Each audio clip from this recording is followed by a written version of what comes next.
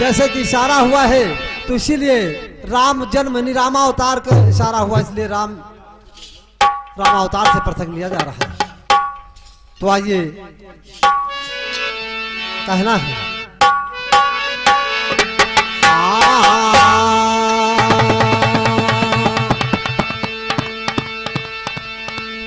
अरे गुरु के धाम गए रामा, ओ गुरु के धाम गए रामा। अरे श्री दशरथ महाराज गुरु के धाम गए रामा। अरे श्री दशरथ महाराज गुरु के धाम गए रामा। दशरथ महाराज गुरु के धाम गए रामा।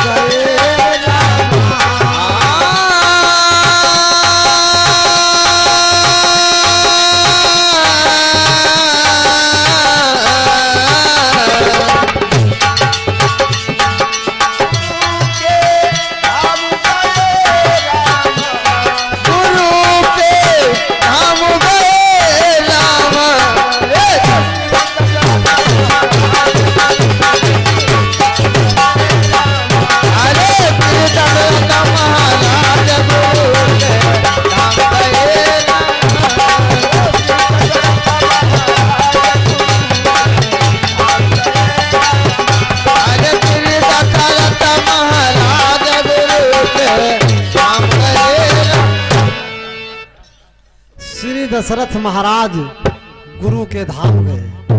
तो आइए प्रसंग में मिलेगा और कहना है हाँ सुमिरो गुरु गणेश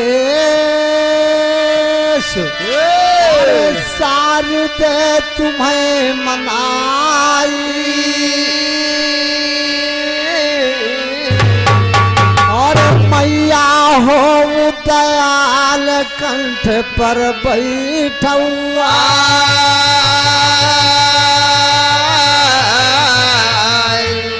नमो नारायण पति कमला के और लक्ष्मी के भरतार।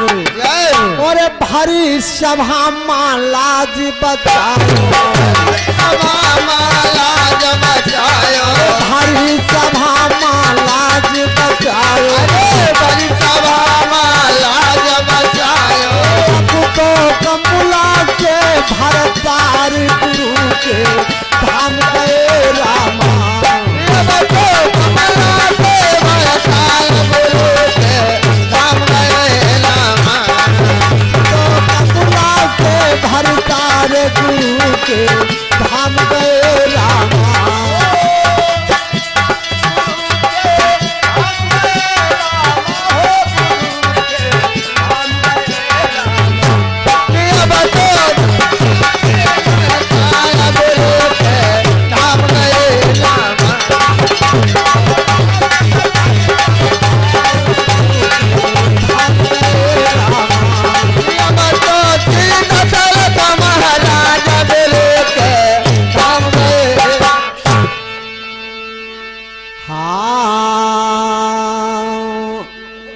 एक बार अवध भुआल अरे मन ही माँ करई बिचारा।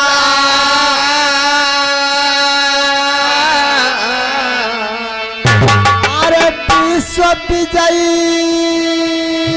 हम हुए जीत लीना संसार।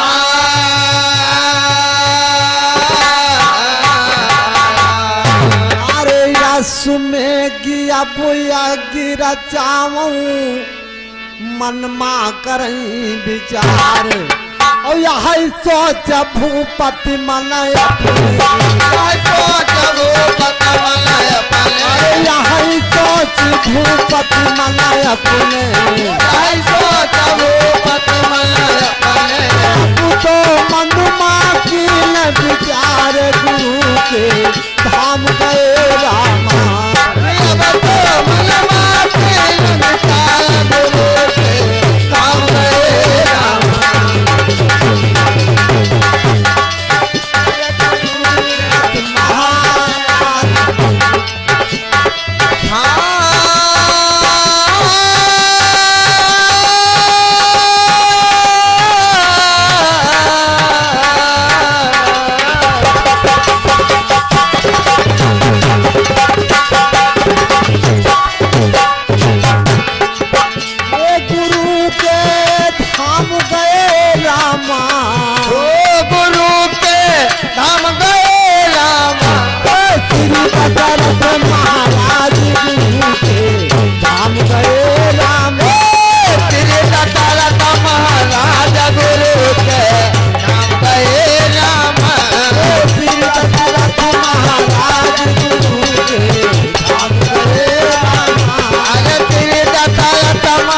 महाराज गुरु के धाम गए राम।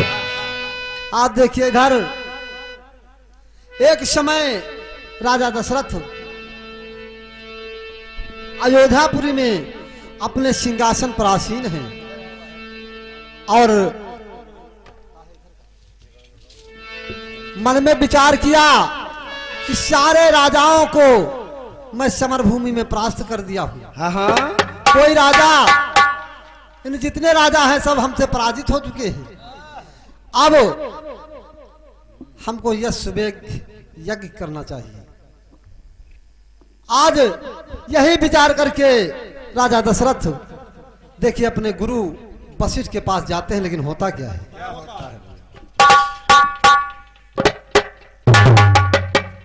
हाँ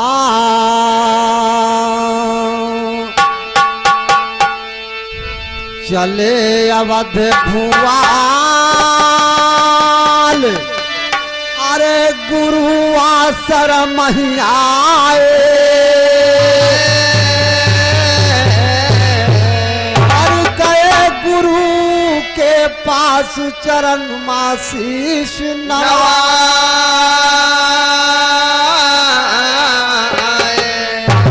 वशिष्ठ जी राजा दशरथ का और कीन्हा है सत्कार, और तुरंत आसन पर बैठायो, तुरंत आसन पर बैठाए, तुरंत आसन पर बैठायो, तुरंत आसन पर बैठाए। भैया दीन बहुत सत्कार गुरु के धाम गए रामा। अब तो दिल बहुत सत्कार गुरु के धाम गए रामा। अब तो तुरंत महाराज गुरु के धाम गए रामा। अब तो दिल महाराज गुरु के धाम गए रामा।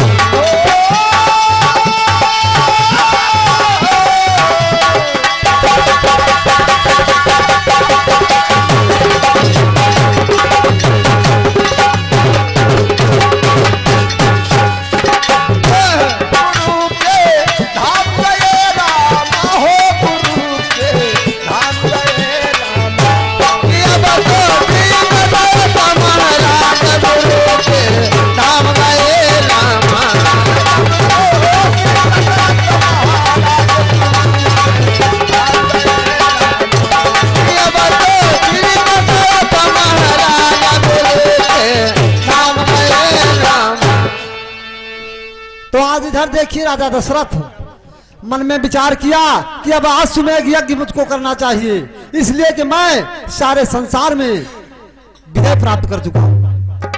राजा दशरथ यही विचार करके आज अपने गुरु वशिष्ठ के आश्रम पर पहुंचे और वशिष्ठ जी के चरणों में सिर झुकाया।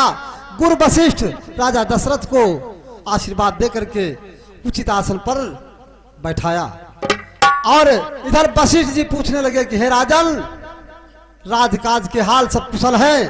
राजा दशरथ कहने लगे हाँ गुरु महाराज सब कुशल है, लेकिन मैं जिस लिए आया हूं तो सुनिए। गुरु महाराज कहने लगे बताइए राजन, आप किस लिए आपका जो है आगमन हुआ है? हेलो, और रामू भैया आप नकटा माव की निवासी हैं, 51 रुपया का पुरस्कार प्रदान कर रहे हैं, बोली साचे दरबार की जय। और अजीत कुमार सिंह भैया आप इसी ग्राम की निवासी हैं, 101 रुपया का पुरस्कार प्रदान कर रहे हैं, बोली साचे दरबार की जय। आज राजा दशरथ वशिष्ठ जी से कहते हैं कि हे गुरु महाराज, सारे राजाओं से मैं समर भूमि में विजय प्राप्त कर लिया और अब मेरी हार्दिक इच्छा है कि आप हमारे नगर को चल करके अश्वमेध यज्ञ करवा दीजिए। वशिष्ठ जी महाराज कहने लगे हे राजन, अभी आप विश्व विजयी नहीं हुए। राजा दशरथ गुरु के वचनों को सुन करके अचंभित हो जाते हैं और कहा हे गुरु महाराज, बताइए मैं विश्व विजयी क्यों नहीं हुआ? तो वशिष्ठ महाराज राजा दशरथ से बता रहे हैं।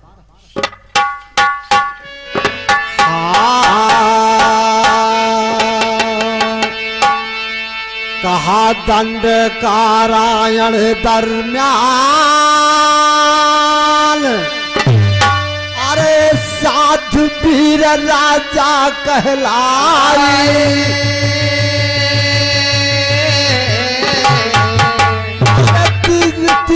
दिन से की जय समर, समर माँ जब जय पाए, तब विश्व विजयी तुम होई हो, और सुन लीजिए भुआर, और सुन के बानी तब गुरुवर की, सुन के पानी तब गुरुवर की, अरे सुन के बानी तब गुरुवर की, सुन के पानी तब गुरुवर की, अरे अब तो मनमा की विचार गुरु के धाम गए रामा, अब तो मनमा तिल बिचारा गुरु के धाम गए रामा।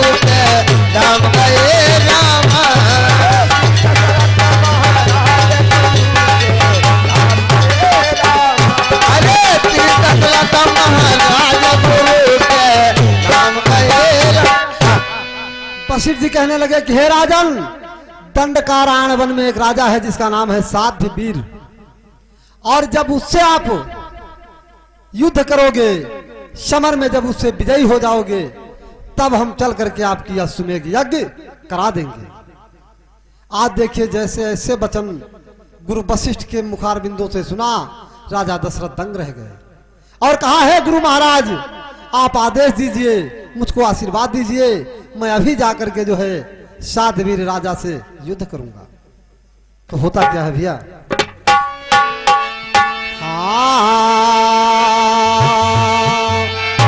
पाए गुरु से आदेश,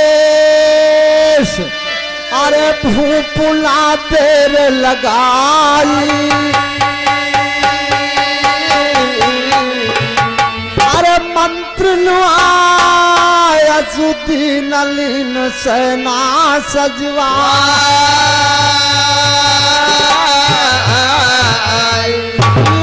सेना दंडकारायण पहुँचे और दीन्हा है ललकार, अरे सुनते राजा तुरंत धायो, सुनते राजा तुरंत धायो, सुनते राजा तुरंत धायो, सुनते राजा तुरंत धायो, भैया दीना नहीं अपार गुरु के धाम गए रामा, अब तो दीना नहीं अपार गुरु के धाम गए रामा।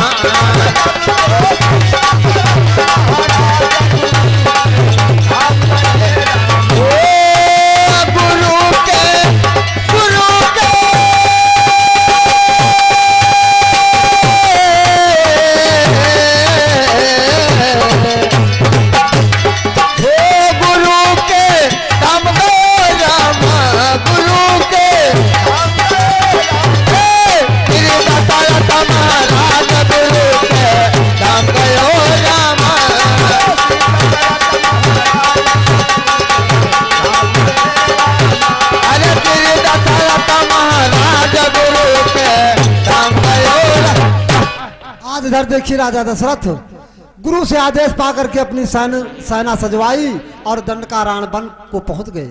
राजा साध्यवीर को जाकर के ललकारा, साध्यवीर राजा अपनी सेना लेकर के समरभूमि में आ गए। देखिए दोनों राजाओं में युद्ध छिड़ गया, घोर युद्ध छिड़ा।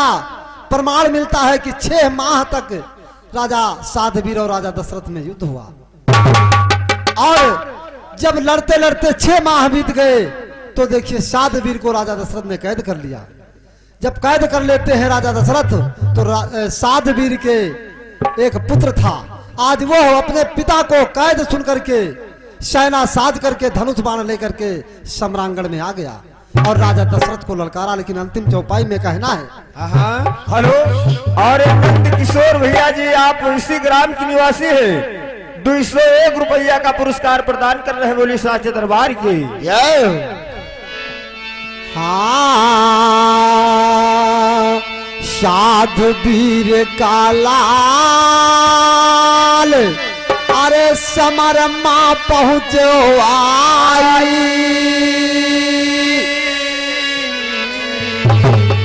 अरे देखा अवधि भूआल बहुत मन चिंता छा,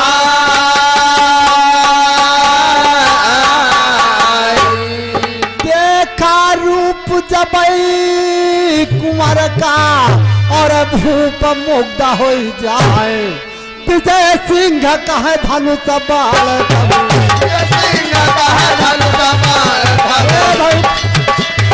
विजय सिंह कहे धनुष बाल भैया धरनी पर गिर जाई मुनि के धाम गए रामा, धरनी पर गिर जाए गुरु के धाम गए रामा, तो गिर दशरथ महाराज मुनि के धाम गए रामा, गुरु के धाम गए रामा, हो गुरु के धाम गए रामा, अब तो गिर दशरथ महाराज गुरु के धाम गए रामा,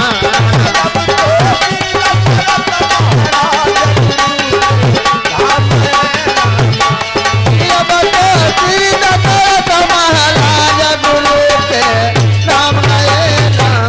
आज इधर देखिए राजा दशरथ जिसमें राजा साधवीर को कैद कर लिया, साधवीर का पुत्र आज सेना साध करके धनुष बाण लेकर के पहुंचता है और जिस समय सम्रांगण में पहुंचा तो राजा दशरथ को ललकारा, कहा हे राजन हमारे साथ युद्ध करो, हमारे पिता को तुमने क्यों कैद कर लिया।